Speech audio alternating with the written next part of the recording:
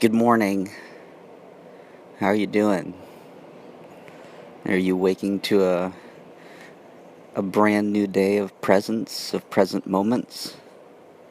Or maybe you're noticing that your experience of yourself is not perfectly present. Maybe you're feeling some leftover debris from yesterday or from the history of your entire life. Maybe from something that happened this morning. When I sit in the morning and mind exercise, get connected with the present moment, reconnected. And I notice sometimes that there is something bothering me.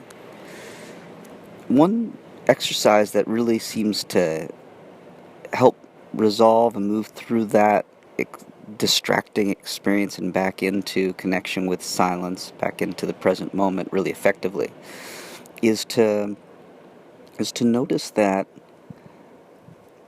perhaps as you close your eyes, you can notice that there's a certain part of your body that's perfect right now. You can choose any part of your body, and if you put your attention into it, you'll notice, oh, that's just tingling with silence.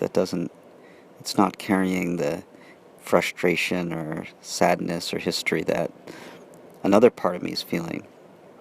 And by doing that, you can more specifically identify and isolate the place where you're feeling the frustration in your body or holding it, because it must exist in your body, right? And so sometimes that could be in your stomach or solar plexus. You'll notice, oh, that's where I'm feeling this discontent from. And you can move then your attention into that place. And for some people, it's a big part of the body. It feels like almost the whole body. But at least you can recognize that it is hosted in a particular place, as opposed to being global and outside you and a statement on the entire world. Instead, it's held within you. So when you can put your attention into that place, or even if it's big, just notice the borders around it and start to bring presence into the borders and move through the borders towards the center of it with silence, allowing silence to pour into it until it's released it gives way to the energy of silence. It's a beautiful exercise for transmuting, especially new feelings of frustration or leftover feelings from yesterday or something that happened this morning. It's great for noticing exactly what it is that is arising in your inner dialogue and interrupting your pure experience of the silence flowing through you. And when you can do that, of course, you're most connected to that place where you want to be throughout the day, that place of presence, that place near connection to purpose. Most of us lose connection with that perfect place of stillness, of silence, of awareness of the energy that we are, that is producing us and also flowing through us, because we get wrapped into that small, isolated aspect of ourselves, that perhaps that distraction or that distracting pain encapsulated in our body. And as a result, we forget the outer world, the beauty that surrounds us, the beauty and miracle that our body is. I mean, just take a moment and think about for a second. Probably the biggest source of distraction, forgetfulness, confusion about the nature of who you are. You are the combination of trillions of cells, which are all interacting in perfect sync.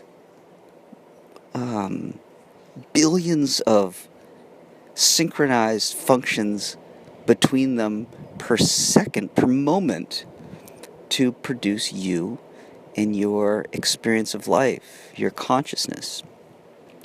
And when you understand yourself that way, and perhaps even recognize that the consciousness that you experience, the ability to become aware, for example, of that distraction or that pain inside you, is just the tippity tip of the iceberg of what produces you, of the miracle that you are.